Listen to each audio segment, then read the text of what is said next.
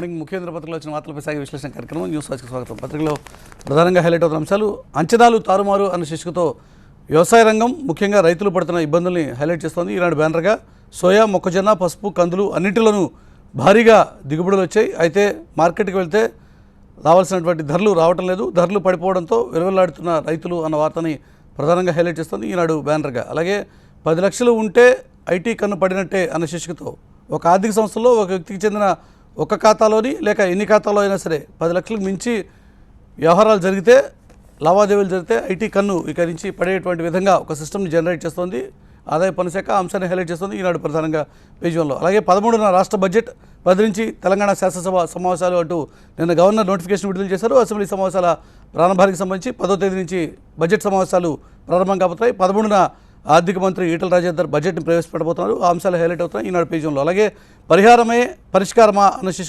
శీర్షికతో దేశంలో రైతుల ఆత్మహత్యలు ఆపండి, కేవలం పరిహారం ఇస్తే ప్రస్తుత సమస్యకి పరిష్కారం దొరుకుతుందా, ఈ విషయాన్ని సీరియస్గా పరిగణించండి అంటూ సుప్రీంకోర్టు చేసిన కీలక వ్యాఖ్యల్ని హైలైట్ చేస్తోంది. మీరు తప్పుడు దిశలో వెళ్తున్నారు అంటూ కేంద్ర ప్రభుత్వాన్ని నిలదీసినటువంటి అంశాన్ని కూడా హైలైట్ చేస్తోంది ఈనాడు ప్రధానంగా పేజ్ 1లో. అలాగే అమెరికా కాంగ్రెస్లో మళ్ళీ పొరుగు బిల్లు అంటూ విదేశాలకు కాల్ సెంటర్లు కనుక తరలి వెళ్తే వారికి రాయితీలు కట్ అయ్యేటువంటి విధంగా, ఆ కంపెనీలకి ఇచ్చేటువంటి రాయితీల్ని, సబ్సిడీని కట్ చేసేటువంటి విధంగా ఒక కీలక బిల్లుని అమెరికన్ కాంగ్రెస్ ప్రవేశపెట్టబోతోంది. ఆ ఉద్యోగాలు భారత్కు తరలిపోతున్నాయి అంటూ అమెరికన్ కాంగ్రెస్లో సభ్యులు ఆందోళన వ్యక్తం చేస్తున్నటువంటి అంశాన్ని ప్రధానంగా హైలైట్ చేస్తూ ఈనాడు పేజ్ 1లో. ఆంధ్రజ్యోతిలో వచ్చిన వార్తలు గమనిస్తే 100 కులాలు 1000 కోట్లు అన్న శీర్షికతో ఎంబీసీ కార్పొరేషన్ ఏర్పాటు, ఫైల్పై సీఎం సంతకం అనే వివరాల్ని ప్రధానంగా హైలైట్ చేస్తుంది. అలాగే అవుట్సోర్సింగ్ అవుట్ అన్న శీర్షికతో అవుట్సోర్సింగ్ ఇక నుంచి కట్ అయ్యేటువంటి పరిస్థితి ఉంటుంది. ఉద్యోగాలను కూడా భారత్కి తరలి వెళ్ళేటువంటి విధంగా జరుగుతున్న ప్రయత్నాల్ని ఆపండి అంటూ అమెరికా ప్రభుత్వం చేస్తున్న ప్రయత్నాలకు సంబంధించిన వివరాల్ని హైలైట్ చేస్తుంది ఆంధ్రజ్యోతి. అలాగే ఆ నలుగురే అన్న శీర్షికతో అధికారం అంతా వారి చేతుల్లోనే, మంత్రులకు కనీస స్వేచ్ఛ కూడా లేదు అన్నది కాంగ్రెస్ పార్టీ సీనియర్ నాయకుడు, రాష్ట్ర వ్యవహారాల ఇన్ఛార్జ్ దిగ్విజయ్ సింగ్ నిన్న T Congress coordination committee meeting తర్వాత చెప్పినటువంటి మాటలు ఆ అంశాన్ని హైలైట్ చేస్తుంది ప్రధానంగా ఆంధ్రజ్యోతి పేజ్ 1లో. సాక్షిలో వచ్చిన వార్తలు గమనిస్తే ఎనీ టైం నో క్యాష్ అన్న శీర్షికతో ఏటీఎంలని కూడా నో క్యాష్ బోర్డులే దర్శనమిస్తున్నటువంటి పరిస్థితి. ఇప్పుడిప్పుడే డిమానిటైజేషన్ వ్యవహారం నుంచి బయటపడుతున్నాము అనుకున్న సందర్భంలో గడిచిన వారం రోజులుగా ఏ ఏటీఎంలో కూడా డబ్బులు దొరకనటువంటి పరిస్థితి.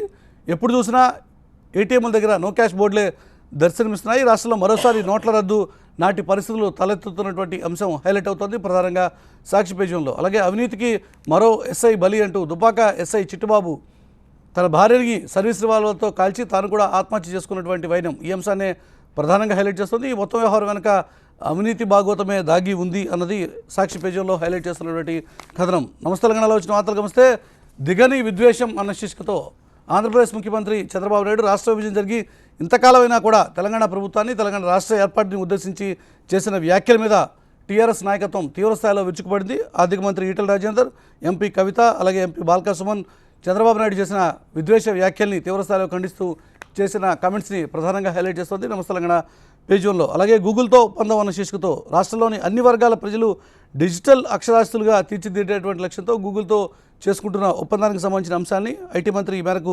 చేస్తున్నటువంటి ప్రకటనని హైలైట్ చేస్తుంది ప్రధానంగా నమస్తే తెలంగాణ పేజ్ 1లో. పత్రికలో వచ్చిన వార్తల మీదే విశ్లేషణ కార్యక్రమంలో మనతో పాటు పాల్గొన్నారు టీఆర్ఎస్ నుంచి ఆ పార్టీ ముఖ్య నాయకులు సుధాకర్ మనతో పాటు స్టూడియోలో ఉన్నారు. అలాగే కాంగ్రెస్ పార్టీ నుంచి ఆ పార్టీ సీనియర్ నాయకులు అద్దంకి దయాకర్ మనతో పాటు చర్చలో పార్టిసిపేట్ చేస్తున్నారు. దిలీప్ బీజేపీ నుంచి ఆ పార్టీ సీనియర్ నాయకులు, అలాగే పెద్దిరెడ్డి టీడీపీ నుంచి ఆ పార్టీ సీనియర్ నాయకులు, మాజీ మంత్రి మనతో పాటు చర్చలో అందుబాటులో ఉండిపోతున్నారు. ముందుగా కాంగ్రెస్ పార్టీ కోఆర్డినేషన్ కమిటీ సమావేశంలో అధికార పార్టీని ఉద్దేశించి ముఖ్యంగా తెలంగాణలో సాగుతున్న పరిపాలన ఉద్దేశించి చేసిన వ్యాఖ్యలు సుధాకర్ రెడ్డి గారు ఏమంటారు? ఇప్పుడు దిగ్విజయ్ సింగ్ గారు గతంలో మధ్యప్రదేశ్ ముఖ్యమంత్రిగా ఉన్నాడు. అదే ఒక రకంగా కాంగ్రెస్లో ప్రధాన భూమిక నిర్వహిస్తున్నటువంటి ఒక వ్యక్తి. ఏ రాష్ట్ర పరిపాలన అయినా కానీ మంత్రిమండలిని ఆధారంగా చేసుకునే పాలన జరుగుతుంది తప్ప నలుగురు వ్యక్తులు అనేటువంటి ఒక మాట ఆ స్థాయిలో ఉన్నటువంటి ఒక వ్యక్తికి సరి అయినటువంటి ఒక విధానం కాదు. కాబట్టి పాలన అనేటువంటి కేసీఆర్ మీద అత్యంత నమ్మకంతో ఇలా ప్రజలందరూ కూడా వారు తీసుకుంటున్నటువంటి అభివృద్ధి కార్యక్రమాలు కానీ, సంక్షేమ కార్యక్రమాలు కానీ, దానికి అనుగుణంగా ప్రచార కార్యక్రమాలు నిర్వహించడంలో అందరూ కూడా ప్రచారం నిర్వహిస్తున్నారు. కాబట్టి ఏదైనా ప్రజల అవసరాలకు అనుగుణంగా బడ్జెట్ రిలీజ్ అనేటువంటి జరుగుతుంది అనేటువంటిది ప్రజల విశ్వాసం. మేము అన్నట్టుగా నీళ్లు నిధులు నియామకాలు అనేటువంటి వాటిల్లో స్పష్టంగా నిధులు కూడా ఇలా 1,40,000 కోట్ల రూపాయల బడ్జెట్ను తయారు చేసుకోగలిగినటువంటి సామర్థ్యం ఇలా తెలంగాణ రాష్ట్రానికి వచ్చింది. అదే రకంగా ఇలా నియామకాల విషయానికి వస్తే ఇప్పటికే 36,000 ఉద్యోగాలు ఇప్పటికే భర్తీ చేసినాం. ఇంకా 1,00,000 ఉద్యోగాలు ఇస్తామనేటువంటి ఒక మాట చెప్పినాం కాబట్టి 1,00,000 ఉద్యోగాలు ఇచ్చే మాట కట్టుబడి చేసేటువంటి ఒక వ్యక్తి కేసీఆర్ అనేటువంటి ఒక మాట కూడా ధృవీకరణ జరుగుతుంది. అదేవిధంగా నీళ్ల విషయంలో గత సంవత్సరం మీరు చూసినారు, మొత్తం ప్రాజెక్టులన్నీ కూడా రీడిజైన్ చేసి ఇటు ప్రాణహిత చెవెళ్ళ కానీ అదేవిధంగా పాలమూరు రంగారెడ్డి కానీ రీడిజైన్ చేసి ఎత్తిపోతల పథకం ద్వారా మొత్తం తెలంగాణ అంతా కూడా మాగాని చేయాలనేటువంటి ఒక సంకల్పంతో కార్యక్రమాలు చేస్తున్నాం. ఇక సంక్షేమ రంగంలో ఒంటరి మహిళ గురించి ఆలోచించినటువంటి ఒక ప్రభుత్వం గతంలో ఎప్పుడు లేదు. ఇవాళ చూడు ఒంటరి పథకాల గురించి ఇక్కడ ఇష్యూ కాదు, పథకాలు రాష్ట్ర ప్రభుత్వం చేస్తున్న కార్యక్రమాలు అదొక పోస్ట్. కానీ ఈరోజు పరిపాలన అంతా కూడా కనీసం మంత్రుల చేతి కూడా లేదు, కేవలం ఆ 4 కుటుంబ సభ్యులకే పరిమితంగా అవుతోంది అన్నది కాంగ్రెస్ నాయకులు ప్రధానంగా ఒక అభియోగం. వారికి మంత్రులకు వారి శాఖల మీద పట్టున్నది, వారికి స్వేచ్ఛ ఉన్నది. కాబట్టి ఇలా వ్యవసాయ రంగాన్ని తీసుకున్నా, విద్యుత్ శక్తి రంగం తీసుకున్నా, ఎస్సీ డెవలప్మెంట్ మినిస్ట్రీ తీసుకున్నా, ఏ రంగం తీసుకున్నా కానీ ఆ రంగంలో ఉండేటువంటి అంశాల మీద పూర్తిగా వారికి అథారిటీ ఉండి తదనుగుణంగా పాలన చేసేటువంటి ఒక సామర్థ్యం కలిగినటువంటి ఒక మంత్రులు ఉన్నారు. ఆ నలుగురు అయినటువంటి ఒక మాట ఏమిటండి? కాబట్టి ఈ రకమైనటువంటి ఒక వ్యాఖ్యలతోటి మాత్రం మేము ఏకీకరిస్తలేము. కాబట్టి అంత దిగజారుడుగైనటువంటి ఒక వ్యాఖ్యలు చేసి ఆ స్థాయిలో ఉన్నటువంటి ఒక వ్యక్తి మా రాష్ట్రానికి వచ్చేసి ఆ రకమైనటువంటి వ్యాఖ్యలు చేస్తే ప్రజలు చీకొట్టేటువంటి ఒక పరిస్థితి వస్తుంది. ఏం చెప్తారు కాంగ్రెస్ నాయకులుగా? ఒక్కసారి కనుక మనం అంటే ప్రభుత్వాన్ని పరిశీలిస్తే బడ్జెటే కదా గీటరాయి ఎవరికి ముఖ్యులు ఏ శాఖకు ముఖ్యం ఇచ్చిందని దాదాపు 96,000 కోట్ల రూపాయలు ఈ ముగ్గురికి సంబంధించిన శాఖలకే ఉంటాయి. ముఖ్యమంత్రి, తర్వాత కేటీఆర్, తర్వాత హరీష్ రావుకు సంబంధించి. సరే, కవిత గారు అంటే ఎంపీ కాబట్టి ఆమె అటు ఉండబట్టి బడ్జెట్ అలొకేషన్ లేకపోవచ్చు. కానీ ఇది బడ్జెట్లో ఏ మంత్రులకు ఎంత ప్రాధాన్యత ఇచ్చింది అనేది, అంటే ఇరిగేషన్ శాఖ మంత్రిగా హరీష్ రావు గారికి ప్రాజెక్ట్ ఇరిగేషన్ అనేది ఖచ్చితంగా ప్రాధాన్యత అంశమే. ఎందుకంటే ఎలకేషన్స్ విషయానికి వచ్చేసరికి ఖచ్చితంగా ఇరిగేషన్కే పెద్ద అంటే సైజ్ కూడా అక్కడే కనపడుతుంది. ఎందుకంటే ఇన్వెస్ట్మెంట్స్ ఎక్కువ ఉంటాయి, పెద్ద పెద్ద ప్రాజెక్టులు కట్టాలంటే వేల కోట్ల రూపాయలు కావాల్సిందే. అంటే ₹2 అయిపోదు కదా. మీరే చెప్తున్నారు కదా ప్రాధాన్యత ఎవరికి ఉన్నది అనేది. ఆ నలుగురే అన్నదానికి ప్రాధాన్యత గురించి చెప్తున్నారు. మిషన్ ప్రాజెక్టులు ప్రాధాన్యమా, వ్యక్తులు ప్రాధాన్యమా? అంటే వ్యక్తులు ప్రాజెక్టులు కట్టలేని స్థితిలో ఉన్నారా? హరీష్ రావు మాత్రమే కట్టే అవకాశం ఉందా? లేకపోతే ఏంది కడియం శ్రీహరి గారు భారీ నీటిపారుదల శాఖ మంత్రిగా లేరా? లేకపోతే తుమ్మల నాగేశ్వరరావు గారు లేరా? కేవలం వీళ్ళు మాత్రమే ఉన్నట్టు, వీళ్ళు ముగ్గురు మాత్రమే దాంట్లో చాలా ప్రాధాన్యత సంతరించుకున్నట్టు. అందుకనే మీరు వ్యక్తులను కుటుంబానికి సంబంధించి ఇది ఇంకా వారు ఇంకా కొంచెం ముందుకెళ్లాల్సింది. ఇది కుటుంబం కొరకు తెలంగాణ ఇచ్చినట్టుగా ఉన్నది తప్పితే ఇదేం ప్రజాస్వామ్యయుతంగా ప్రజలందరికీ కుటుంబ పాలన గురించి మాట్లాడుతుంది ఎవరు? కాంగ్రెస్ పార్టీ ఎంతసేపు ఎన్ని సంవత్సరాల నుంచి కాంగ్రెస్ పార్టీ ఎవరి చేతిలో? మన్మోహన్ సింగ్ గారు గాంధీనా? అదే కాంగ్రెస్ ఏతర, లేకపోతే పివి నరసింహారావు గారు గాంధీ. కాంగ్రెస్ లో గాంధీయేతర కుటుంబాలు ఎన్ని ఉన్నాయి? ఎంతమంది చేతిలో కాంగ్రెస్ పార్టీ? ఇప్పటికి కూడా మళ్ళీ ప్రియాంక గాంధీ దిక్కు, లేకపోతే మాకు రక్షణ లేదనేటువంటి రీతిగా. మన్మోహన్ సింగ్ గారు గాంధీ కుటుంబమా? పివి నరసింహారావు గారు గాంధీ పరిపాలించారు? ఎక్కడి నుంచి పరిపాలన జరిగింది అనేది మళ్ళీ సెపరేట్ డిబేట్. ఒకటి 96,000 కోట్ల రూపాయలు ఒకే కుటుంబానికి సంబంధించిన ముగ్గురికే అలొకేషన్స్ ఇచ్చినప్పుడు ఇది కుటుంబంకు సంబంధించిన పరిపాలన అనుకోవాలన్నా లేకపోతే ప్రజాస్వామ్యయుతంగా అనేది అనుకోవాలన్నా? ఉద్యమంలో ఉన్న వాళ్ళకు 6,000 కోట్ల రూపాయలు అలొకేషన్స్ ఉన్నాయి. నేను మొన్న బడ్జెట్ గురించి ఎవరైతే వలస వచ్చిందో 26,000 కోట్ల రూపాయలు వాళ్లకు, 96,000 కోట్ల రూపాయలు వీళ్ళకు. అంటే ప్రాధాన్యత అనేది మీరేదో ఊకనే ఈయనకు మంత్రి ఇచ్చిండు, ఆయనకు మంత్రి ఇచ్చిండు, ఈయనకు మంత్రి ఇచ్చిండు కాదు.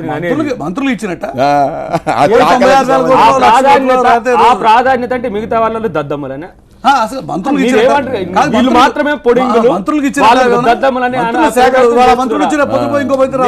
ఇరిగేషన్ శాఖను భారీ కడియం శ్రీహరి గారు చేయలేదా, చేయలేరా? అందుకే అడుగుతున్నా నేను. తుమ్మల నాగేశ్వరరావు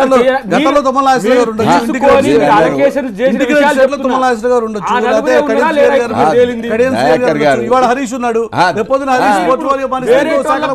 ఇగో ఈ తెలంగాణలో పాలించే సత్తా ఇంకో వాళ్ళకు లేదు, వీళ్ళకి మాత్రమే ఉందని చెప్పినట్టే కదా అది. మురళి గారు ఇప్పుడు 10 మందితోటి మంత్రివర్గాన్ని ఏర్పాటు చేసినాం. అప్పుడు ఉద్యమంలో ఉన్నటువంటి వారితో ఏర్పాటు చేసినాం. హరీష్ రావు గారు మొదటి నుంచి కూడా ఉద్యమంలో ప్రధాన భూమిక నిర్వహించినటువంటి వ్యక్తి. ఆయనకు ఇరిగేషన్ శాఖ మంత్రి ఇచ్చిండు. అదేవిధంగా రామారావు గారు ఉన్నారు. వారికి అదే విధంగానే ఇండస్ట్రీస్ మున్సిపల్ శాఖ మంత్రి ఇచ్చిండు. ఇక దీంట్లో కుటుంబంకి సంబంధించింది ఎక్కడన్నది. కాబట్టి ప్రధాన శాఖలు మాకు తెలంగాణ వస్తే ఇగో ఈ శాఖలకు ప్రాధాన్యత ఇస్తామనేటువంటి ఒక మాట ఎన్నికల సందర్భంగానే చెప్పినాం. ఆ సందర్భంగా చెప్పినాం కాబట్టి ఎన్నికల హామీని బీజేపీ నాయకులు దిలీప్ గారు కాంగ్రెస్ నాయకులు ముఖ్యంగా దిగ్విజయ్ సింగ్ చేస్తున్నటువంటి అభియోగం తెలంగాణలో కేవలం ఆ నలుగురిదే పరిపాలన అని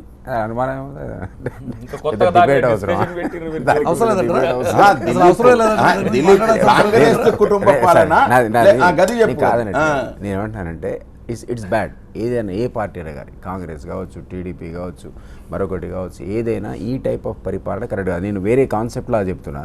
తెలంగాణ రాష్ట్రం సాధించుకున్న తర్వాత అంటే జనరల్గా మనం ఒక కేసీఆర్ని తప్పటం కాదు, మొత్తం దేశంలో గాంధీ కుటుంబం కాంగ్రెస్ పార్టీ అదే తరహా ప్రశ్న ఒకటి మిమ్మల్ని కూడా అడిగితే ఈ రోజు కాంగ్రెస్ నాయకులు బీవీ చేస్తున్న అభియోగం కూడా అదే కదా. కేవలం ఒక మోదీ తప్ప మంత్రులు నా పాయింట్ ఒకే నిమిషం టైం ఇవ్వాలి. నా పాయింట్ డ్రైవ్ చేయడానికి ట్రై చేస్తున్నా. ఏంటంటే కాన్సెప్ట్ ప్రకారంగా ప్రధానమంత్రి అక్కడ దేశంలో పక్కబెట్టి రాష్ట్రాల్లో జరిగే ప్రధానమంత్రి మన ముఖ్యమంత్రులు అందరూ కూడా ఎవరైనా సరే ముఖ్యమంత్రి ఓరియంటెడ్ డ్రైవే ఉంటుంది. ఈ ఒక్క తెలంగాణ రాష్ట్రం అని కాదు, ముఖ్యమంత్రికి సర్వాధికారాలు ఉంటాయి. నేను సీనియర్గా పనిచేసిన బ్యూరోక్రాట్గా చెప్తున్నా, 90% ఆఫ్ ఫైల్స్ అనేది ఇక్కడ రాష్ట్ర ప్రభుత్వం లోపల సీఎం యొక్క పరిశీలనకే వెళ్తాయి తప్ప 100% డెసిషన్స్ మంత్రులు ఇక్కడ తీసుకోలేరు. డిపెండెంట్. అది ఇది ఒకటే కాదు, తెలంగాణ కాదు, అన్ని రాష్ట్రాలు. అంటే ప్రతి చిన్న పోస్ట్ కూడా సీఎం పోవాలి. అయితే తెలంగాణ ఏర్పడిన తర్వాత ఏ స్టేట్ అయినా అదే పరిస్థితి. అన్ఫార్చునేట్లీ అదే పరిస్థితి. అది సీఎం డ్రీవెన్ అనమాట. అది తమిళనాడు కావచ్చు, మనది కావచ్చు. అట్లా కాకుండా నిజంగా మంత్రులకు మీరు ఫ్రీ హ్యాండ్ ఇవ్వాలంటే తెలంగాణ లాంటి రాష్ట్రంలో కనీసం మనం ఎక్స్పెరిమెంట్ చేయాల్సి ఉండే. ఒక ఏబుల్ తుమ్మల నాగేశ్వరరావు ఎగ్జాంపుల్ తీసుకున్నాడు ఆయన, లేకపోతే హరీష్ రావు ఎగ్జాంపుల్ తీసుకున్నాడు. ఈవెన్ హరీష్ రావుని కూడా ఒకటి చేస్తున్నాడు ఆయన. సంపూర్ణ స్వేచ్ఛ హరీష్ రావు కూడా లేదు. ఆయన చేతులు కట్టివేయబడ్డాయి. నేను ఈ సిస్టమ్ కుటుంబ సభ్యులు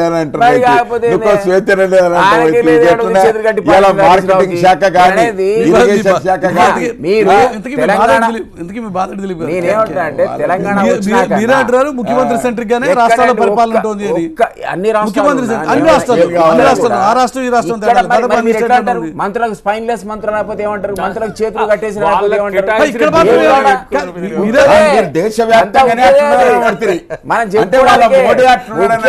మోడీ కూడా మంత్రులకు ఎటువంటి స్వేచ్ఛ లేదు, మోడీ మయమే నడుస్తుంది అనేటువంటి ఒక మాట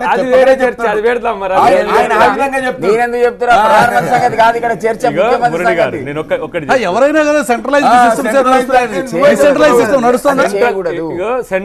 పారికారన్నాడు. ఇది హానెస్ట్ మ్యాన్. అదే విధంగా ఆయన ఆ శాఖను సమర్థంగా నిర్వహించారు. ముఖ్యమంత్రి గురించి ముఖ్యమంత్రి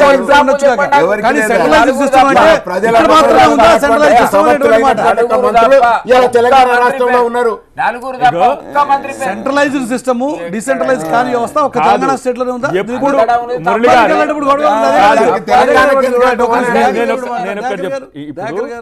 ఏ శాఖ ప్రతిభావంతమైందనేది చర్చ పక్కన పెడదాం. తన ప్రతిభను నిరూపించుకోవడానికి మంత్రులకు గీటరా ఏంటి, పని చేయాల్సిన పరిస్థితి రావడం, పని చేసే పరిస్థితి ఈ రోజు ఉందా? ఒక్క ఎగ్జాంపుల్ చెప్తా. మాజీ డిప్యూటీ సీఎం రాజయ్య గారు తెలియకుండానే తన శాఖ యొక్క రివ్యూ సీఎం క్యాంప్ ఆఫీస్లో సీఎం సమతాలు జరుగుతుంటుంది. ఆయనకు తెలియదు, ఆయన వరంగల్లో ఉంటాడు. ఏంది నాకు తెలియకుండా జరుగుతుంది అని అంటే, ఎక్కడైనా ఏ శాఖలనైనా మంత్రి ఆ శాఖకు సంబంధించిన అంశాల పట్ల ఇంతవరకు ఈ కేబినెట్ నిర్ణయాల తర్వాత కూడా ప్రకటించినట్టుగా కానీ, సెల్ఫ్గా బడ్జెట్ తయారు చేసుకొని ముఖ్యమంత్రి గారికి అప్పీల్ చేసినట్టుగా నేను ఎప్పుడైతే చూడలే. ఈ డెమోక్రటిక్ సిస్టమ్నే ఫాలో అవుతున్నట్టుగా నేనైతే కనుక్కోవట్లే. ఇంకా ప్రధానంగా చెప్తున్నా, మీరు ఒక్కసారి ఆత్మపరిశీలన చేసుకోండి. ఎక్కడైనా వేరే మంత్రులు ఇష్టానుసారంగా నిర్ణయం తీసుకున్న చరిత్ర ఈ 3 సంవత్సరాల్లో ఉందా?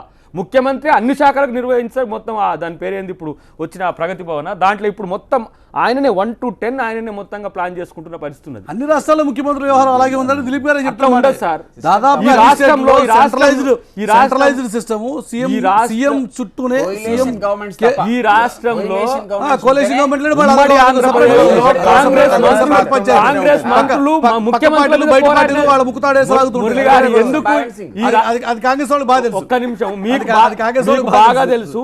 ముఖ్యమంత్రితో పోరాడిన ఆ శాఖకి ఎక్కువ నిధులు కావాలని కొట్లాడిన చరిత్రలు మీరు చూడలేదా? మీ కళ్ళ ముందే శాఖల మధ్య సమన్వయం లేదని చెప్పి చర్చలు మీరు టీవీ 9 లేసింది మర్చిపోయినరా? ఇప్పుడు ఎక్కడైనా అట్లాంటిది. నేను అన్నిటికంటే ముఖ్యంగా చెప్తున్నా, మీకు కేటాయించిన డీజిల్నన్నా ఖర్చు పెట్టమని మంత్రులను కోరుతున్నా నేను. అట్లీస్ట్ మంత్లీ కేవలం ఆ ఇంట్లో కూర్చోవడం, బుగ్గలు పైకి తేలేసి మంత్రుల నివాసంలో పండుకోవడం, ఇది తప్పితే మంత్రులకు ఇంకో పని లేదు. ఇవాళ గ్రామాలలో తిరుగుతున్నటువంటి మంత్రులను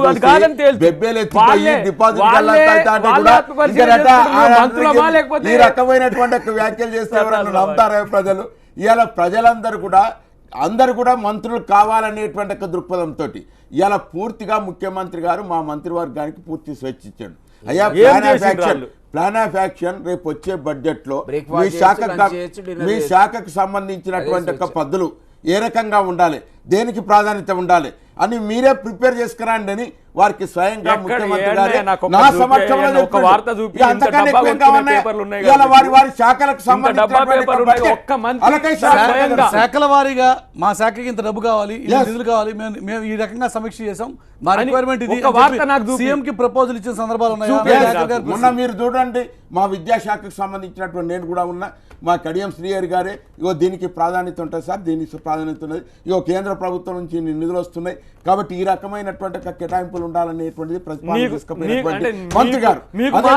టీచర్స్ కాన్స్టిట్యున్సీ నుంచి ఎలక్ట్ అయినటువంటి ప్రజాప్రతినిధి కౌన్సిల్ లో చీఫ్ మీరు, మీకు తెలుసా యాక్చువల్లీ విద్యాశాఖ పద్ధతిలో పెట్టాలనేటువంటి మేము ఆ విధంగా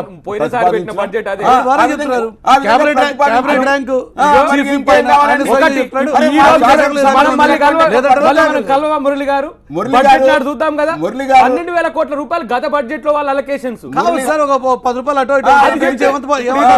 గెలవడానికి అది చెప్పడం కాదు, అంచనా ప్రతిసారి 10 నుంచి 15% పెరుగుతుంది, అది కూడా మర్చిపోయింది అన్న. అదన్నా 13,000 కోట్లు అని చెప్తే బాగుంటుండే. బడ్జెట్ ఇప్పుడు 1,50,000 కోట్ల బడ్జెట్ అని ప్రిపేర్ అవుతున్నప్పుడు గత అలొకేషన్స్ ఇప్పుడు ఉంటాయని ఒక అంచనాతో అన్న ఏదో సుమారుగా రివ్యూ చేసి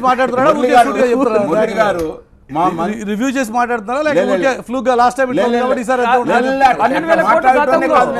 మురళి గారు స్పష్టంగా ముఖ్యమంత్రి ఆయా శాఖల మంత్రులను పిలిపించి మీ శాఖకు కావాల్సినటువంటి ప్రాధాన్యతలు ఏమిటి, పద్ధతులు ఏమిటి, ఏ రకమైనటువంటి కేటాయింపులు జరగాలి అనేటువంటి స్పష్టంగా గైడ్ లైన్స్ మీరు కూడా తయారు చేసి 100 కోట్లు 1000 కోట్లు 100 కులాలు ఎవరు నిర్ణయం తీసుకోవాలి? బీసీ శాఖ మంత్రిది ఉండాలి. ప్రగతి భవన్ లో ఎన్ని రోజుల నుంచి ఏ మంత్రితో చర్చలు చేసినా నాకు ఒకసారి మీరు మీ బయట చూపియండి. ఒకటి మురళి గారు ఎవరితో చేసిండ్రో బ్యూరోక్రాట్లతో చర్చలు చేసుకుంటూ మీరు అన్నట్టుగానే బీసీ శాఖ మంత్రి జోగు రామన్నను పిలిపించి తదనుగుణంగా బీసీలకు ఎక్కువగా మాట్లాడేటువంటి మా ఈటల రాజేందర్ గారు కూడా వారు కూడా ఆ చర్చల్లో భాగస్వాములై సార్ ఒక బీసీ కార్పొరేషన్ ఏర్పాటు చేయాలి, దానికి 1000 కోట్లు కావాలంటే 1000 కోట్లు మంజూరు చేస్తామనేటువంటి మాట చెప్తాను. కాబట్టి ఇట్లనే మంత్రివర్గం అంటే ముఖ్యమంత్రి గారికి సర్వాధికారులు ఉండాల్సిందే, ఆయన విచక్షణే, క్యాబినెట్ కలిసి కూడా ఎవరిని పెట్టుకో ఆయన విచక్షణ అట్లా ఈ రోజు తెలంగాణ ఒక ఉద్యమ క్రమంలో ఏర్పడ్డ తెలంగాణ. ఇందులో ఆయన చెప్పినట్టే అందులో ఉన్నటువంటి మంత్రులు చాలా మంది ఉద్యమకారులు, చాలా మంది మోడల్ స్టేట్. ఏ మోడల్ స్టేట్? అసలు మంత్రులకు సత్తా లేదు, మంత్రులకు అవకాశం స్వేచ్ఛ లేదు. ఏ మీ ప్రియారిటీస్ ఏంటండి? ముఖ్యమంత్రి చెప్పింది తప్ప, ముఖ్యమంత్రి చెప్పింది తప్ప ఇంకొకటి చేసే దమ్మున మంత్రి మీ స్టేట్మెంట్ లో ఉదాహరణ కాంట్రాక్టర్ కదా మీరు అన్న దేశంలో అన్ని రాష్ట్రాల్లో దాదాపు ఇదే రకమైన పరిస్థితి కోalition గవర్నమెంట్ ఉంటే తప్ప అని మీరు అన్నారు. కేవలం తెలంగాణ రాష్ట్రంలో మాత్రం ఏదో ఇట్లా జరిగిపోతున్నట్టు మీరే కాంట్రాక్ట్ అనట్లా. నేనేమంటున్నా తెలంగాణ ఒక ఐడియల్ స్టేట్, వారి మోడల్ స్టేట్ లాగా ఉండాలి. మోడల్ స్టేట్ ఉన్నప్పుడు ఎవరు స్వేచ్ఛ ఇవ్వాలి మంత్రులుగా? అందరు ఉద్యమకారులు ఏరారుగా, 50% అయితే ఉద్యమకారులే కదా. వీళ్ళకన్నా స్వేచ్ఛ ఇచ్చి ముఖ్యమంత్రికి సాధ్యపడదండి ప్రతి సమస్యను పరిశీలించడానికి. ఇంపాసిబుల్ అది. ఆయన అన్నిటి అందుబాటులో ఉండడు, అందరికీ అందుబాటులో ఉండడు. ఈ మంత్రులు ఉన్న అందుబాటులో ఉన్న వాళ్ళకి ముఖ్యమంత్రి అందుబాటులో పట్టించుకోలేదండి. ఇట్లాంటి ముఖ్యమంత్రి అన్ని రివ్యూ చేస్తున్నారు మీరు అంటారంటే మంత్రులకు ముఖ్యమంత్రి అందుబాటులో ఉండడా? ఇరిగేషన్ గానీ మార్కెటింగ్ మంత్రులకి అందుబాటులో లేడు ముఖ్యమంత్రి. మా హరీష్ రావు గారు ఎక్కడెక్కడ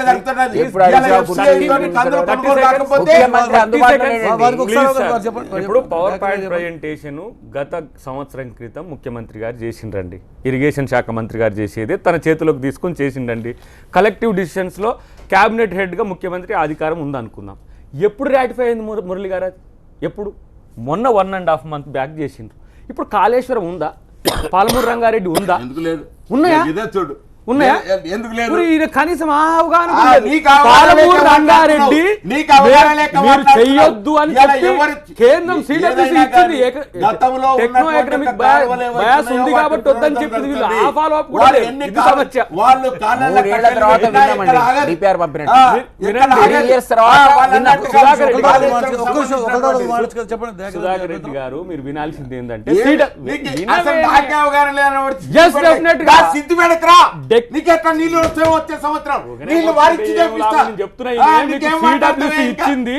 టెక్నికల్ ఎకనామికల్ మొన్ననే ప్రాజెక్ట్స్ ఉన్నాయి మాట్లాడతావా కాబట్టి నీకు? నువ్వు నువ్వు దాన్ని పన్నులు రద్దు ఎట్లా చేసుకో అన్నది. చూపిస్తావు? నువ్వు పన్నులు దాస్తే ఎట్లా నీ పేపర్లు దాస్తే నీ చూపిస్తావు? టీవీలు దాస్తే కాదు.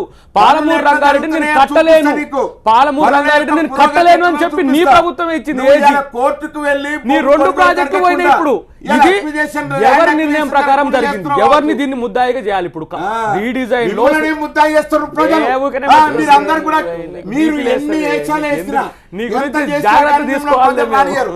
నువ్వు అనవసరంగా టెంప్ట్ అయ్యే సమస్య కాదే, ఉంటుంది. ఎట్లా కాదే? మీరు మరి నువ్వే అనవచ్చు, వారికి మీకు ప్రాజెక్ట్ డాక్యుమెంట్స్ మీకు నడుస్తుంది. తెలియకపోతే నేను తర్వాత లైవ్ తర్వాత ఇస్తా. నాకు ఈ రోజు ఏం అవసరం లేదు. నీకు సిడబ్ల్యూసీ ఎక్కడ అర్జీ రోజు పెట్టుకున్నది చేస్తాను. కాళేశ్వరానికి అనుమతి ఇవ్వండి అని ప్రభుత్వం అర్జీ పెట్టుకున్నది. అది కూడా తెలియకపోతే అరే, చీఫ్ మళ్ళా విప్ అంటే ఏం వాదిస్తావు కాదే, రేపు నువ్వు? మళ్ళా మాట్లాడు వేరు. పాలమూరు నేను రంగారెడ్డికి అనేది సంబంధించి Sudhakar Reddy national green Sudhakar tribunal కి సంబంధించి వాళ్ళు ఇచ్చినది ఏంటి? మీ ఆర్గ్యుమెంట్ మేము చెప్పండి. మంచి నీళ్ళని దాన్ని వాడతామని చెప్పి వాళ్ళే లేఖ ఇచ్చిండ్రు. ఒక్క నిమిషం. ప్రభుత్వ వాళ్ళు చీఫ్ మాట్లాడితే విప్ గా మీరు మార్చుకుందాం. ప్రభుత్వ సమాచారాన్ని వాళ్ళు తెలుసుకొని మాట్లాడలేకపోతే మేమేం చేయాలి? చెప్పండి సుధాకర్.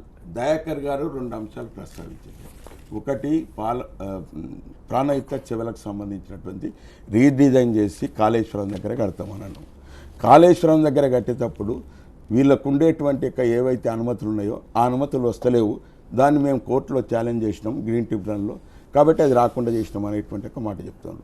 అదే రకంగా ఇక్కడ పాలమూరు రంగారెడ్డి ఎత్తిపోతల్లో వాళ్ళు కూడా గ్రీన్ ట్రిబ్యునల్లో వేసి దానికి అనుగుణంగా మేమే ఇచ్చినాం. ఎస్, ఎందుకొరకంటే నీళ్లు లేక తలడీలిపోతుంది పాలమూరు జిల్లా, కాబట్టి త్రాగునీటికి అవకాశం మొదలు వస్తుంది, తర్వాత సాగునీటికి ఇస్తాం అనేటువంటి ఒక మాట చెప్పినాం కౌంటర్లో.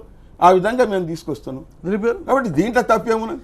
నేనేమంటున్నా అంటే ఇప్పుడు ఈ ఐటమ్ దయాకర్ మెన్షన్ చేశాడు కదా, ఈ 100 కులాలు 1000 కోట్లని. అసలు ఈ కులాల వారి డెవలప్మెంట్ ఏంటండి తెలంగాణలో? నాకు అర్థం కాదు. చేతివృత్తుదారులు అని చెప్పి అనుకోవచ్చు అదే కదా. తప్పు.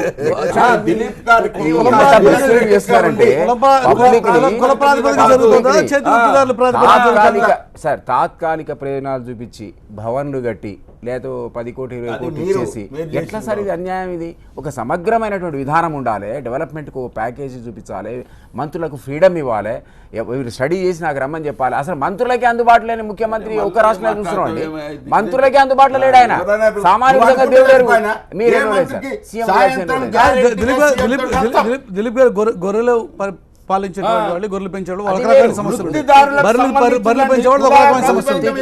మత్స్యకారులకు సంబంధించి ఒక సమస్య ఉంది. పనిముట్లు ఇవ్వడం వేరు, దోపిగారికి సంబంధించి ఒక రకమైన సమస్య ఉంది.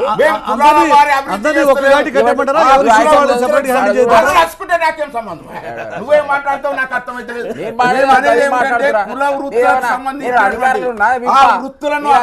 కులాల వారిగా విడగొట్టదలుచుకున్నారా అని వారి ప్రశ్న. కులాల వారిగా విడగొట్టి రాజకీయం చేసి ఓట్ల కార్యక్రమం అనేది దిలీప్ గారు నిదానంగా మాట్లాడు. కులాల వారిగా సంస్కృతి వాళ్ళది. మీరే గట్టి మాట్లాడుతున్నారు సుధాకర్ రెడ్డి. నిదానంగా వృత్తిదారులకు ఎవరైతే గ్రామాలలో వృత్తులదారులు ఎవరైతే ఉన్నారో వాళ్ళందరికీ కూడా వృత్తికి సరి అయినటువంటి ప్రాధాన్యత ప్రోత్సహించడం వేరండి. వృత్తిని ప్రోత్సహిస్తున్నాం మేము. ఇలా బెస్త వాళ్ళు కానీ వృత్తులు ప్రోత్సహించవచ్చు, కానీ జరుగుతుంది ఆ కార్యక్రమం కాదు అన్నది దిలీప్ గారు ఆర్గ్యుమెంట్. కులాల వారిగా విడగొట్టి కులాల వారిగా రాజకీయం చేస్తున్నారా అన్నది వారి ప్రశ్న. గొల్ల కుర్మోళ్లకు వాళ్ళు గొర్రెలు ఇచ్చి వారిని అభివృద్ధి దశలోకి తీసుకొచ్చానికి చేస్తున్నాం. దాంట్లో కులం అయితే కాదు కదా, ప్రసక్తి కాదు కదా. వృత్తికి సంబంధించినటువంటి వారికి అక్కడ లేకుండా పోతుంది కాబట్టి దానికి అనుగుణంగా అదే విధంగా బెస్త వాళ్ళకి కానీ ముదిరాజులకు కానీ ఇలా చేపల పెంపకం చేసుకుంటే వారి అభివృద్ధి దశలోకి వస్తారు, గ్రామాలకు తిరిగి వస్తారు. ఇలా చూస్తా అంటే ప్రతి గ్రామం కూడా కలకలలాడుతుంది. ఇలా వ్యవసాయ రంగం కూడా కలకలాడుతుంది. ఇప్పుడే మీరు చూసిండ్రు దిగుబడి ఎట్లొచ్చిందో చూడండి. కాబట్టి ఆ సరే ఎక్కువ సరే ఆ మాట మాట్లాడదలుచుకుంటే దానివల్ల వచ్చే నష్టం కూడా ప్లానింగ్ లేకపోవడం వల్ల అల్టిమేట్ గా ధరలు పడిపోయి రైతులు దడదలాడిపోతుంది. ఇప్పుడు ప్రొడక్షన్ వచ్చిందని ఆనందపడాలా, ప్రొడక్షన్ బాగా వచ్చిందని ఆనందపడాలా, రైతు రావట్లేదు బాధపడాలా, రైతు పరిస్థితి అంచనాలు అన్ని తారుమారు ఏడుస్తున్నాను ఈరోజు ఈనాడు బ్యానర్ తప్పది. ఎందుకొరకంటే తప్పండి సార్ ఉన్న లెక్క మార్కెటింగ్ మినిస్టర్ అన్నాడు స్వయంగా మా ప్రిడిక్షన్స్ అన్ని కూడా తప్పైంది, ఎక్కువ ప్రొడక్షన్ వచ్చింది. ఇప్పుడు అదే సార్ గిట్టుబాటు ధర ఇప్పించడానికి మా మార్కెటింగ్ శాఖ మళ్ళా మీరే మాట్లాడుకుంటారు. కానీ నేను ఒక్కటి చెప్పను, బీసీలు కోరుకున్నది ఏంది సార్? ఈరోజు బీసీ సప్లాన్ కావాలని కోరుకున్నారు సార్. మీరు కులాల వారికి కూడా అభివృద్ధి చేయాలనుకుంటారు, ఓకే, నేను కాదంటలేను. ఇలా మీరు వాళ్ళకి చెరువుల మీద నిర్వహణ కావాలని ముదిరాజులు కోరుకున్నారు, మీరు చేపలు పట్టే పని ఇచ్చారు. ఇలా ఎవరైతే చదువుకున్నారో బీసీల్లో వాళ్ళకు ఉద్యోగాలు కావాలని కోరినారు, మీరు ఏమన్నారు? గొర్రెలు కాసుకోపోరని ఇప్పుడు 84 లక్షల గొర్రెలు ఇస్తున్నారు. మీరు సగటున 8,000 గొర్రెలు ఊరికి వస్తాయి సార్. ఇప్పుడున్న గొర్రెలే దాదాపు 20-25 వేలు ఊర్లో పొలాలను పాడు చేస్తుందని గొర్రెల మీద ఇప్పటికీ వ్యతిరేకత వస్తున్న క్రమంలో 5 ఎకరాలు కేటాయించమంటున్నారు ఊరికి. మీరే బంజరు భూమి నియమని అంటున్నారు, దాన్ని పట్టించుకోవట్లే. ఎవరైతే ఈ పైరవిదారులు ఉంటారో గొర్రెలు పంచితే దాంట్లో లాభాలు వస్తాయి కాబట్టి దీని మీద చర్చ పెడతారు. అంటున్నా మీరు మీరు ఒక నిమిషం ఆగవే,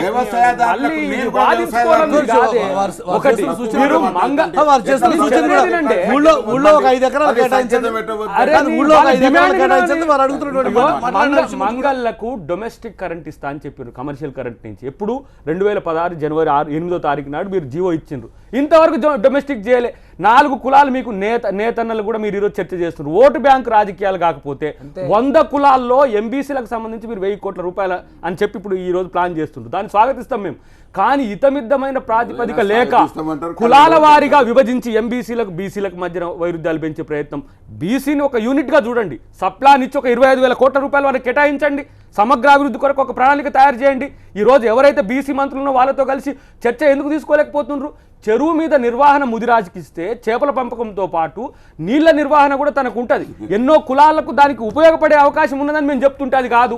మీరు చేపలు పట్టుకోరి, మీరు చేపలు పట్టుకోరి. మరి నువ్వు చెప్పినట్టు నువ్వు కేసీఆర్ మీరే ఉన్నారు ఈ రాష్ట్రంలో, ఇంకా వేరే వాళ్ళు ఎవరు మీ చేతిలో ఇది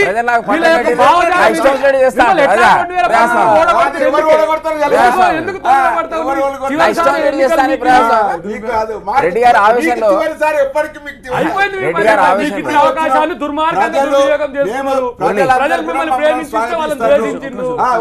ప్రజలు మమ్మల్ని స్వాగతిస్తున్నారు. ఏ ఎన్నికలు పెట్టినా మీకు డిపాజిట్ కల్లా ఎంత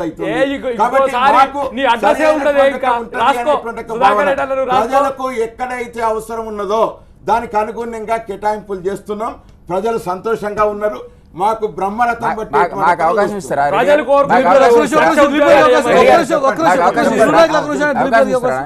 నేనేమంటున్నా అంటే సారే ఇప్పుడు ఒక మాట ఏమనంటే ప్రజలు నాకు పట్టం కట్టి నా ఇష్టం చేస్తా పో అన్నాడు. నేను అది కరెక్ట్ కాదు, అది కరెక్ట్ కాదు. ప్రజలు పట్టం కడతారు, పట్టం దేనికి కడతారంటే నువ్వు మంచి చెడు చూడాలని, అందరినీ సమానంగా చూడాలని, ఒక కాంప్రహెన్సివ్ ప్లాన్తో అందరి అభివృద్ధి చేయాలని పట్టం కడతారు. కానీ ఈ 5 ఏళ్ళు పట్టం కట్టినా కాబట్టి నా ఇష్టం చేస్తా, దొరలాగా చేస్తా అంటే నడవదు. అది నేను మా ఇష్టం చేస్తా అంటే ఎట్లా?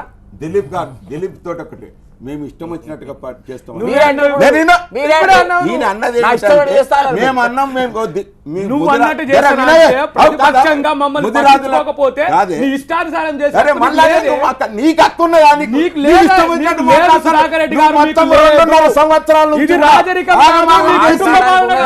కుటుంబ పాలన నీ చేసే ఆగమైపోయినావు కాబట్టి నీ యొక్క నా ప్రజలకు తెలంగాణ నీ ఒక్కరి సొత్తు నాకు సొత్తు కాదు. కాబట్టి పోరాటం చేసింది, పోరాటం చేస్తూనే వచ్చింది. సక్రమమైనటువంటి ఒక ప్రణాళిక రూపకల్పన చేసి దానికి అనుగుణంగా నిధులు కేటాయించి ఇవాళ చూడండి బీసీ కార్పొరేషన్ ఏర్పాటు చేస్తున్నాం, 1000 కోట్ల బడ్జెట్ తోటి ఏర్పాటు చేస్తున్నాం.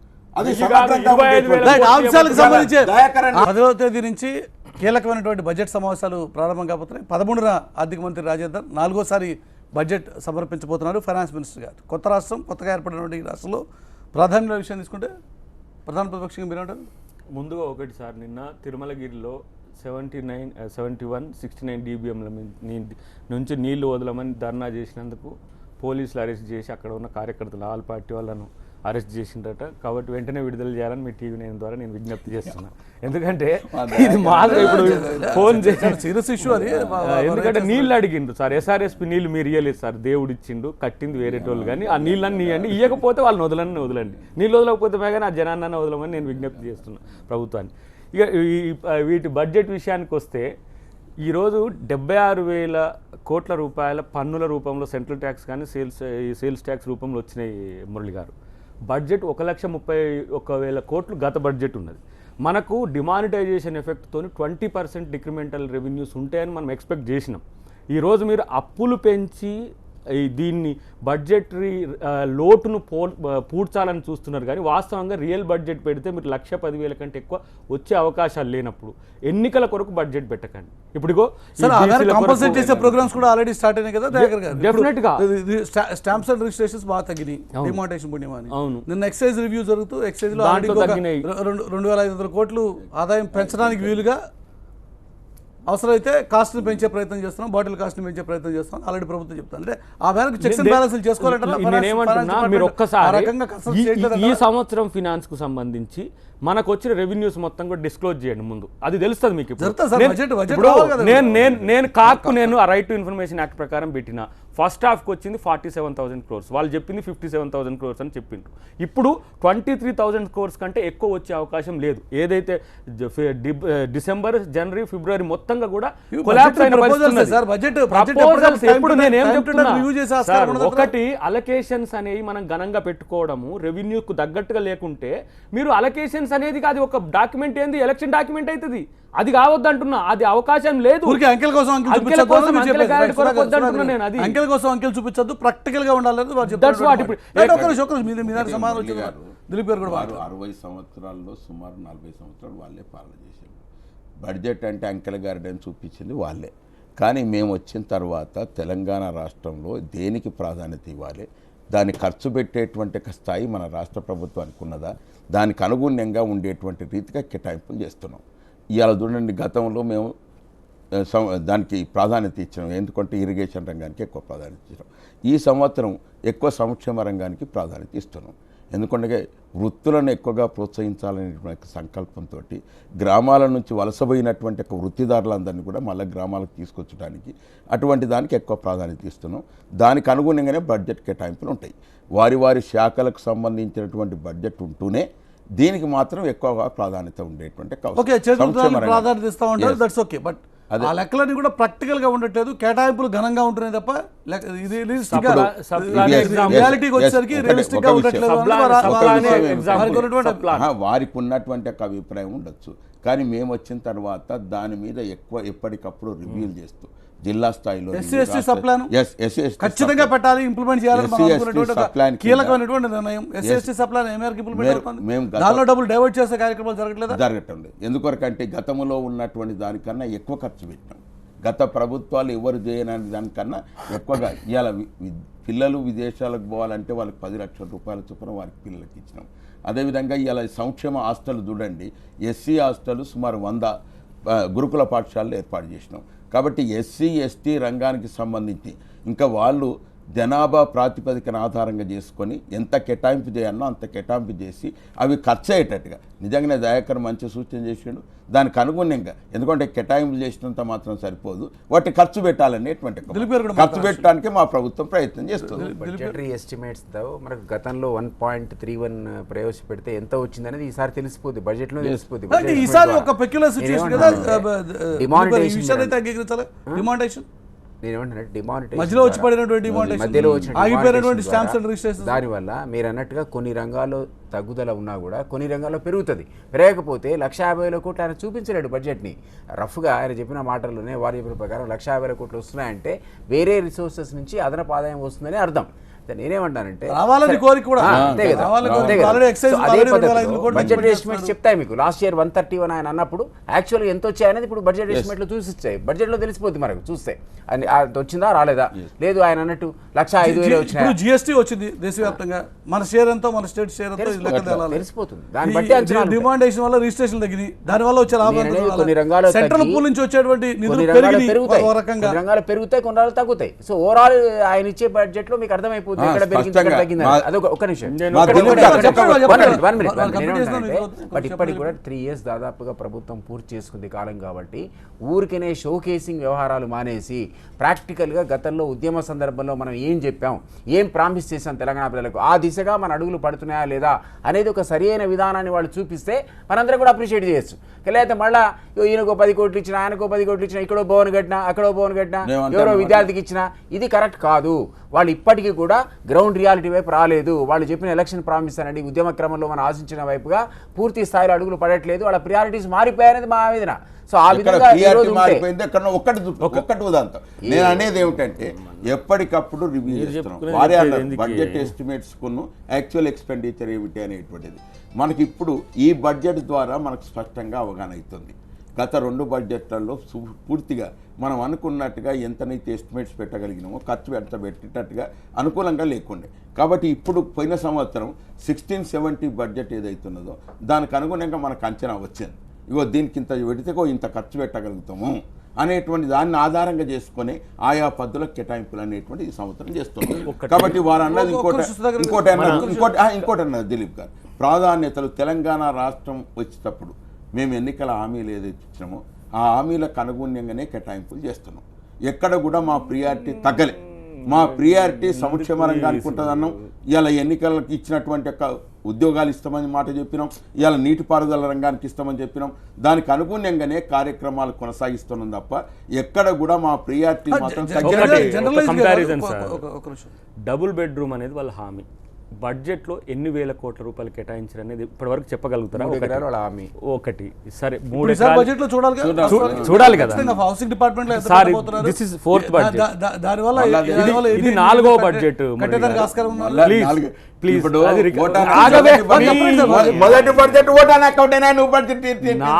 బడ్జెట్ ఈటల రాజేందర్ గారు పెడుతున్నారు. ఇంకొకటి ఓటాన్ అకౌంటే ఉంది, నీకున్నది ఇంకొకే బడ్జెట్. విన్నావా? సరే పక్కన పెడదాం, అది కూడా కాదు. మిషన్ భగీరథకు మీరు ఎప్పటి వరకు పూర్తి చేస్తారు? 2018-19 వరకు పూర్తి చేస్తారు. బడ్జెట్లో మిషన్ భగీరథకు అలొకేషన్ లేకుండా ఎక్కడి నుంచి తెచ్చిపెడుతున్నారు? ప్రభుత్వం బడ్జెటరీ కన్వెన్షన్స్ పక్కన పెట్టి ఇష్టానుసారంగా బడ్జెట్లో లేని అంశాన్ని తీసుకొచ్చి అప్పులు తెచ్చి 43,000 కోట్ల రూపాయలు అధికారికంగా తెచ్చిండ్రు. ఇంకో 8,000-9,000 కోట్ల రూపాయలు భవిష్యత్తులో తేబోతున్నారు. ఇది లెక్కలు లేకుండా బడ్జెటరీ సిస్టంలో దాన్ని ఇన్వాల్వ్ చేయకుండా చేసే హక్కు ఎవరిచ్చిండ్రు? భారత ప్రభుత్వం ఇచ్చిందా? భారత రాజ్యాంగం ఇచ్చిందా? లేకపోతే కొత్తగా కేసీఆర్ రాజ్యాంగం ఏమైనా రాసుకొని దాంట్లో మిషన్ భగీరథ కొరకు ఏమైనా చేసిండ్రా? అప్పుల విషయం అంటే బడ్జెట్ అలొకేషన్స్ ఉండాలి కదా. ఈ రాష్ట్రంలో జరిగే ప్రతి పనికి లెక్క బడ్జెట్. మురళి గారు, ఈ రాష్ట్రంలో జరిగే ప్రతి ఆర్థిక వ్యవహారాలకు బడ్జెట్ కేంద్రం. బడ్జెట్ లో లేకుండా మీరు ఎట్లా చేస్తారండి? దేశంలో ఆర్థిక పుష్టిని, అదొక పెద్ద స్కామ్. అది ఆర్థిక సామర్థ్యాన్ని కలిగినటువంటి ఒక రాష్ట్రం తెలంగాణ రాష్ట్రం. ఏ విషయంలో చూసుకున్నా గానీ Telangana is the number 1 state. కాబట్టి ఆ రకమైన ఏ విషయమైనా కానీ ఫైనాన్షియల్ చెప్పిన హామీలకు నువ్వు నిధులు కేటాయించకుండా మళ్ళా దిలీప్ గారు నీ రాష్ట్రాలలో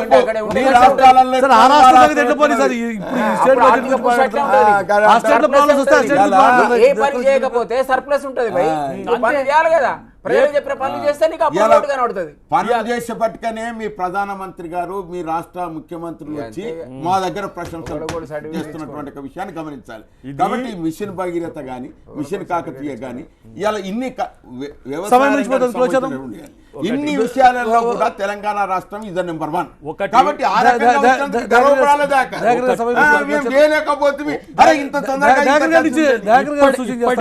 ఇప్పుడు మీరు ఎన్నికల కొరకే బడ్జెట్ ను కంట్రోల్ పెట్టుకున్నారు. మనం ఎట్లా ఒక పోగు సంకల పెట్టుకొని పంచాలన్నట్టు.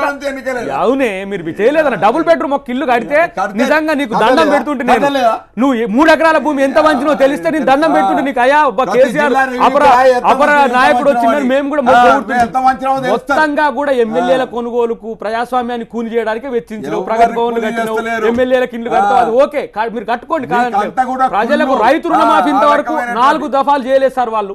4 దఫాలు రైట్, ఈ అంశాలన్నిటి మీద సమగ్రమైన కాబట్టి చర్చ అయితే బడ్జెట్ ఎన్నికల సమావేశాల్లో కొరకు ఏదో జరగాల్సిందే. తాయిలాలు ఇస్తామంటే కూడా నమ్మే పరిస్థితి ప్రజల్లో లేదు. ఆ ఇష్యూస్ మీద కీలకమైనటువంటి బడ్జెట్ సమావేశాల్లో ఇవి అన్ని ఇష్యూస్ మీద సమగ్రమైనటువంటి చర్చ జరుగుతుంది, కేవలం రచ్చ కాకుండా అని చెప్పి ఆశిద్దాం. చర్చలో పాల్గొన్నటువంటి ముగ్గురు నాయకులకి ధన్యవాదాలు. ఇది న్యూస్ వాచ్, న్యూస్ వాచ్ మళ్ళీ కలుసుకుందాం. చూస్తూనే ఉండండి TV9.